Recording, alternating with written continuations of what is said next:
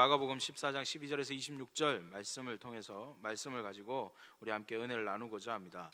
오늘 12절 말씀을 보시면 예루살렘에 입성하신 예수님이 동행했던 제자들과 함께 무교절 첫날 곧 유월절 양 잡는 날에 유월절 음식을 준비하고자 했다라고 배경을 설명하고 있습니다. 12절에 보면 무교절 첫날 곧 유월절 양 잡는 날이라고 되어 있습니다. 여기서 이제 유월절과 무교절을 저는 어릴 때 많이 헷갈렸어요. 유월절, 무교절 뭔가 비슷한 것 같은데, 그리고 뭐 유월절과 무교절이 도대체 어떻게 되는 건지 잘 몰랐는데 이런 겁니다. 유월절이 있습니다. 유월절이 있고 유월절과 함께 동시에 시작됩니다. 무교절 안에 유월절이 있는 거죠. 그래서 무교절 첫날이 유월절이에요. 그리고 유월절이 지나고 나서 유월절부터 시작해서 8일간, 유월절 포함 8일입니다. 무교절을 지킵니다. 무교절이라는 것은 어렵게 생각하지 마시고 뭐 안 넣는 거죠? 누룩 없는 빵을 먹는 겁니다. 7일간 먹는 날이 무교절이에요. 그런데 이 무교절 첫째 날을 유월절로 지킵니다. 유월절은 무엇을 기념하는 거죠? 넘어간 거, 그죠? 어린 양 피 바르고 죽음에서 넘어간 걸 기억하는 날. 그래서 유월절이고, 이 날은 무엇을 하느냐 하면 어린 양을 잡는다는 겁니다. 그래서 유월절 어린 양 잡는 날이라고 표현했어요. 그런데 이것은 달력으로 보면 유대교 달력이 있고 우리가 흔히 쓰는 태양력이 있잖아요. 유대력이 있고 태양력이 있어요. 유대력으로 이게 니산월이라고 부릅니다. 유월절이 있는 날, 달이 니산월 14일이 유월절이에요. 니산월 14일이 유월절 첫째 날이고, 무교절 첫째 날 유월절이고, 15일부터 7일간 무교절이 계속됩니다. 22일까지. 이게 무교절 기간이에요. 그런데 유대력은 태양력과는 다릅니다. 우리는 언제가 하루지요? 0시부터 11시 59분까지 24시간, 그죠?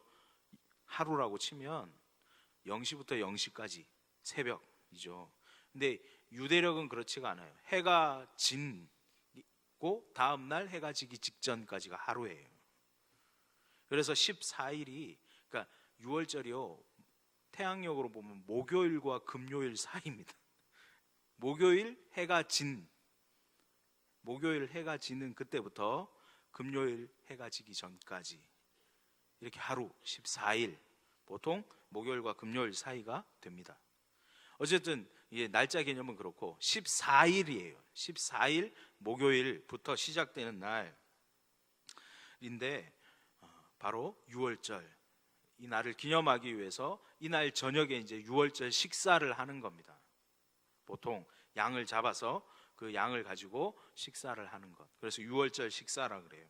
예수님께서 나귀를 타고 예루살렘에 입성하실 때 많은 사람들이 호산나 호산나 외쳤습니다. 왕이 오셨다라고 환호했습니다. 근데 그때 사람들은 그랬는데 대제사장들, 서기관들, 유대 지도자들은 뭐 했죠? 모여서 어떻게 하면 예수를 잡을까?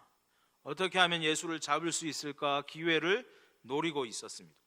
그리고 이 사람들은 바로 이 절기 기간, 유월절, 무교절 요 절기 기간에 예수를 잡을 수 있는 좋은 거리가 생길 것 같다라는 이야기를 했어요.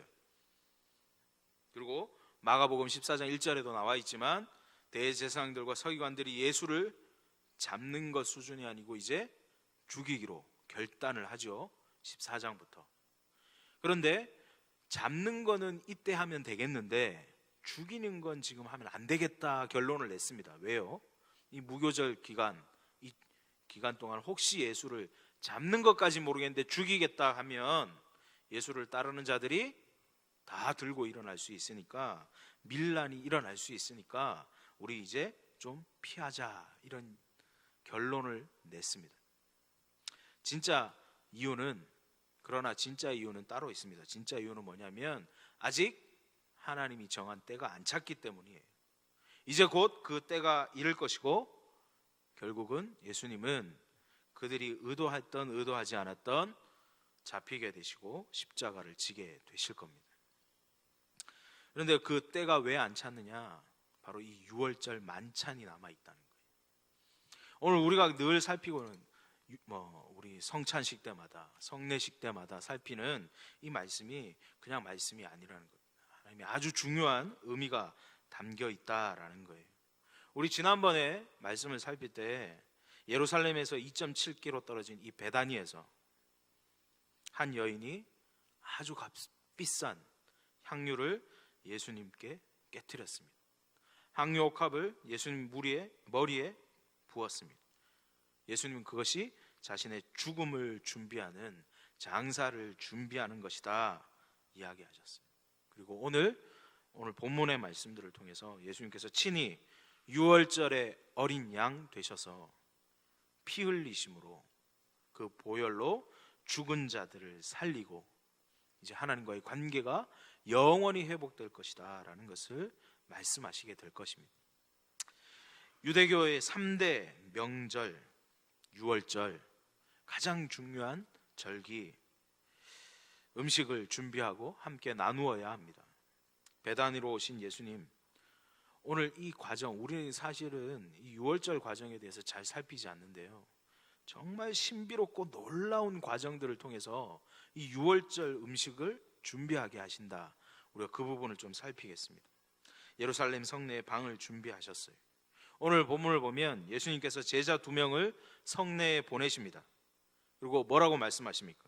물 한 동이를 가지고 가는 사람을 만나면 그가 어디를 가든지 그를 따라가서 그 주인을 만나고 그 주인에게 이렇게 얘기해라.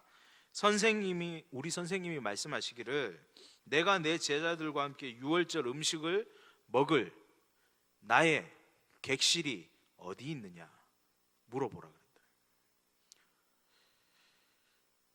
그렇게 물어보면 그 주인이 큰 다락을 보여줄 거고, 이렇게 준비된 큰 다락을 보여줄 거고, 우리를 위해서, 나를 위해서 준비되었다 말할 것이다. 그리고 거기서 너희들은 준비하면 된다라고 얘기해요. 참으로 아무렇지 않게 우리는 읽지만 얼마나 신비합니까? 사실 이건 정말 신비한 일이거든요. 생각해 보시면 성경에서는 이 다락의 주인이 누구인지 사실은 말하지 않습니다. 많은 성경학자들이 또 역사학자들이 나중에 이게 마가의 다락방이다라고 이야기해서 그렇지, 성경에서는 이곳이 어디다, 이 주인이 누구다 라는 말이 없어요. 그리고 그 주인이 그 전날 밤 하나님으로부터 어떤 계시를 받았는지, 아니면 평소에 예수님과 어떤 관계가 있었던지 그런 설명이 하나도 없습니다. 그냥 제자들이 갑자기 뜬금없이 찾아와서 갑작스럽게 요구하는데 그 요구에 순응하고 순종해요. 그 이유에 대해서 전혀 나와 있지 않습니다. 예수님께서 제자들이 그 주인 집에 갈 수 있도록 하나의 사인을 주셨는데, 한 물동이를 들고 가는 사람 쫓아가라 라고 이야기했어요. 예루살렘 성내에 물동이 지고 다니는 사람이 몇 명이었겠습니까? 그것도 언제죠? 이날이 유월절 준비하기 직전이잖아요. 큰 절기를 준비하기 직전이잖아요. 얼마나 많은 사람들이 물동이를 지고 다녔겠습니까? 얼마나 많은 사람이 물을 떠갖고 있겠습니까? 성경학자들이 얘기해요. 보통은 물동이를 누가 지고 다닌다? 여종들이 지고 다니는데 남종이 지고 다니니 눈에 띄었을 거다 이야기합니다.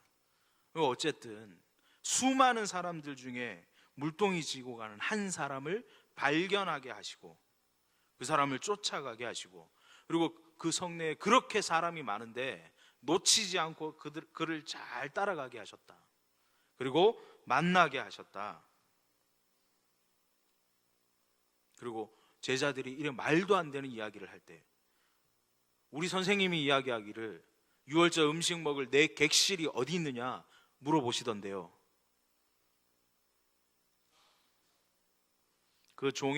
그 주인의 마음을 어떻게 움직이셨는지 알 수 없지만 예수님이 쓰실 수 있도록 유월절 음식과 객실을 준비하실 수 있도록 신비로운 방법으로 이 일들을 행하셨습니다. 이러한 신비로운 방법을 통해서 예수님께서는 유월절 식사를 준비하십니다. 그렇다면 이 유월절 식사가 얼마나 중요한 것인지, 이 유월절 식사가 얼마나 중요한 의미가 있는지 우리는 알아야 한다는 거예요. 예수님께서 오늘 여기서 빵은요, 그냥 우리가 흔히 생각하는 빵 아니고 무교절을 지낼 때 먹는 빵, 발효되지 않은 빵, 효모가 들어가 있지 않은, 부풀어지지 않은, 누룩이 없는 빵, 납작한 빵, 아무 맛도 없고 좋지도 않은 그 빵이에요. 그 빵을 무교병을 들고 축복하시고 떼어서 제자들에게 주시며 뭐라고 말씀하십니까? 받으라, 이것은 내 몸이다. 또 잔을 가지사 감사기도 하시고 제자들에게 뭐라고 말씀하십니까? 이것은 많은 사람을 위하여 흘리는 나의 피, 곧 언약의 피다. 예수님께서 지금 이 유월절 날 신비롭게 이 유월절 식사를 준비하시고 우리가 흔히 말하는 최후의 만찬 자리, 주님께서 제자들에게 말씀하시고자 하는, 제자들에게 보여주시고자 하는 것이 무엇입니까? 지금까지 니들이 유월절마다 저거 잡았던, 유월절 때마다 기념하며 잡았던 그 어린 양, 내가 친히 그 어린 양 될 것이다. 어린 양의 피 없이 죄사함이 없고 어린 양의 피 없이 넘어감이 없었던 것 너희가 기억하는 것처럼 내가 그 어린 양 될 것이고 나의 피를 통해서 구원함을 받을 것이다. 자신의 몸과 자신의 피를 희생 제물로 온전히 하나님께 드려지게 되고 이 일을 통해서 죄인들의 죄가 구속되고 대속되고 너희가 하나님과의 관계가 새로워지고 다시 하나님과의 관계 맺는 하나님의 백성으로, 하나님의 자녀로 세워질 것이라는 것을 바로 이 식사를 통해서, 바로 이 자리를 통해서 제자들에게 알리고자 하셨던 거예요. 직접 보여주고자, 직접 몸으로 알 수 있도록 이렇게 신비로운 방법을 통해서 이 식사의 자리를 준비하셨습니다. 주님의 몸과 주님의 피를 먹는 자 구원받을 수 있다. 내 피를 먹고 내 몸을 먹는 자, 그 자가 바로 구원받은 자이고, 주님의 몸과 주님의 피를 먹고 마시지 않는 자, 구속함과 되속함과는 아무런 관련 없는 무관한 자가 될 것이다. 그래서 내 몸을 먹어라, 내 피를 마셔라. 그리고 고린도전서 11장 25절 말씀을 통해서 이것을 항상 기념하라. 항상 기념하라. 내 피와 내 몸을 먹고 마시는 것, 내가 어린 양, 유월절 어린 양 된 것 항상 기억하고 기념하라 말씀하십니다. 그러므로 예수님의 피로 죄인들이 죄사함 받기 위해서 예수님께서 십자가에 달리기 전에 이 유월절 식사 중요했습니다. 그냥 십자가에 달려 죽는 거 아니다. 처참하고 비참한 어이없는 죽음이 아니라 왜 예수님이 십자가에 죽으셔야 하는지 바로 이 유월절 식사를 통해서 그 의미에 대해서 제자들에게 알려주시는 거예요. 그래서 제자들 이 유월절 식사를 통해서 떡과 이 포도주를 통해서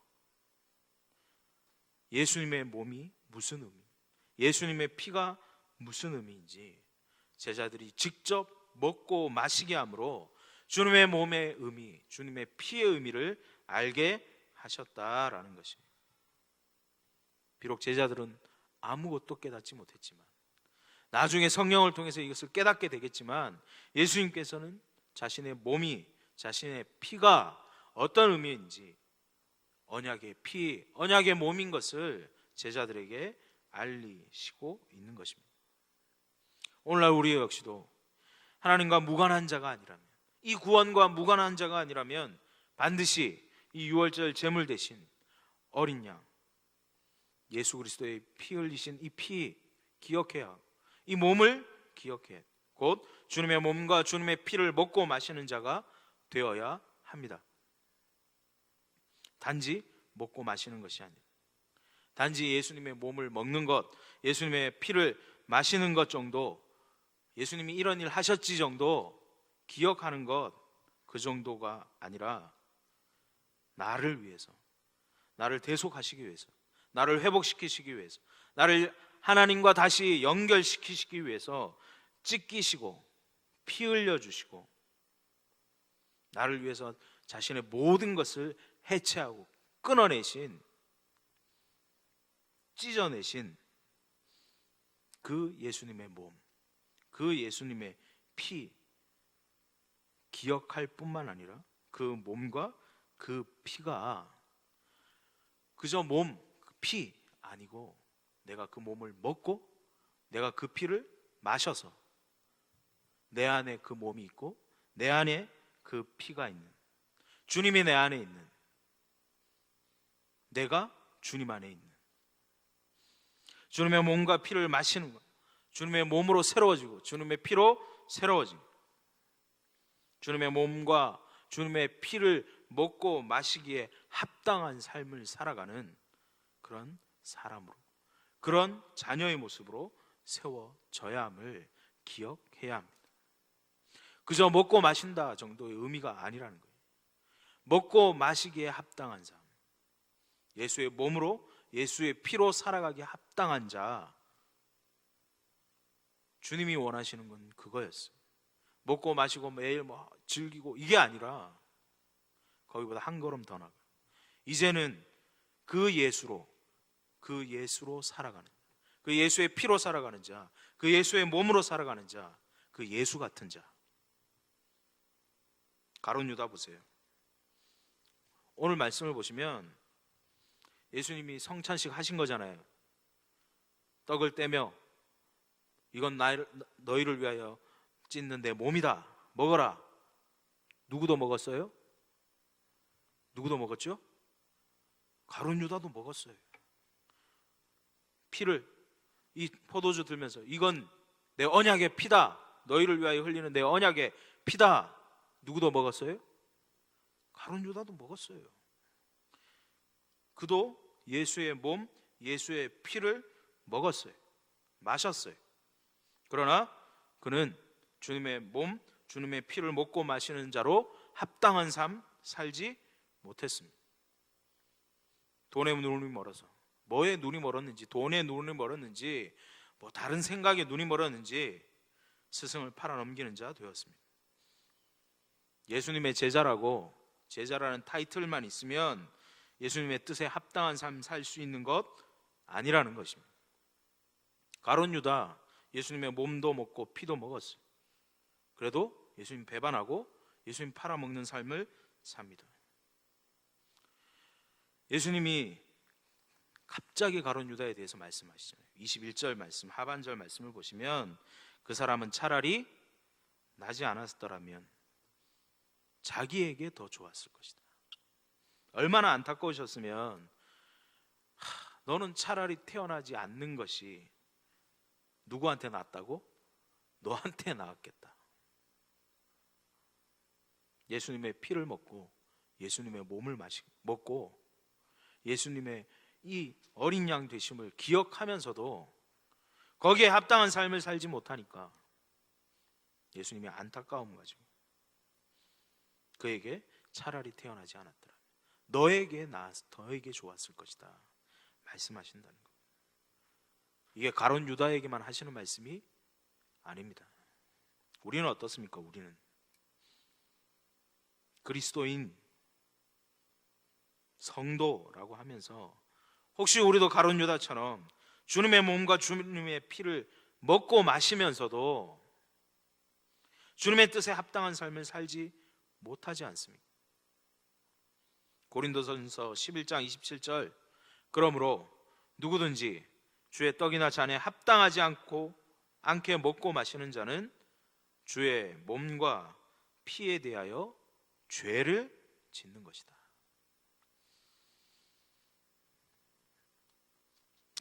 주의 떡이나 잔에 합당하지 않게 먹고 마시는 자, 주님의 몸, 주님의 피를 합당하지 않게 먹고 마시는 자 무엇입니까?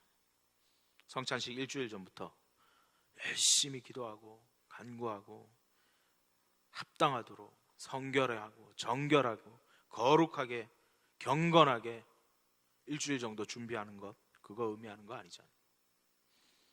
경건한 채 하는 것 말하지 않습니다. 우리는 매일매일 주님의 몸을 먹고 주님의 피를 마신 자로, 거기에 합당한 삶을 사는 자로 세워져야 한다는 것입니다. 그렇지 못하면 가룟 유다처럼 차라리 나지 않으면 좋을 뻔한 인생 끝날 수 있습니다. 내가 주님과 연합한 자라면, 내가 주님의 몸 먹고 주님의 피를 마시고 그 몸과 피를 먹고 마시기에 합당한 삶을 사는 자라면 어떤 삶을 살아야 될까요? 어떻게 나아가야 될까요?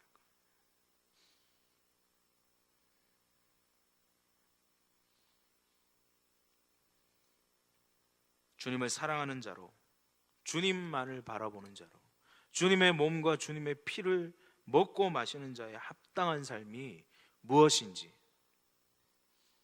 다시 한번 돌아보며 나아가기를 소원합니다. 오늘 하루 내가 어린 양이신 예수님의 몸과 피를 먹는 자로, 구속받은 자로, 구원받은 자로, 대속받은 자로, 주님을 사랑하는 자로, 주님의 말씀을 지키는 자로, 주님의 자녀로 합당한 삶을 사는 자로 세워지는 우리 모두가 되기를 축원합니다. 기도하겠습니다.